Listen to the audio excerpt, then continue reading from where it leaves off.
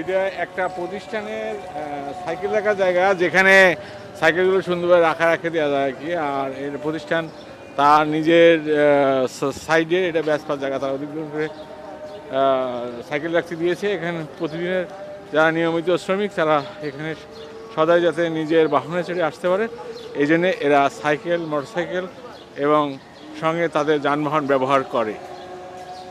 নিজের প্রতিষ্ঠানে তারা স্বনির্ভরভাবে চলাফেরা করার জন্য সাইকেলগুলো তারা ব্যবহার করে এবং প্রতিষ্ঠানের যারা নিরাপদে চলাফেরা করতে পারে এবং এলাকা ভিত্তিক তারা কর্মক্ষেত্রে আসা যাওয়া করতে পারে।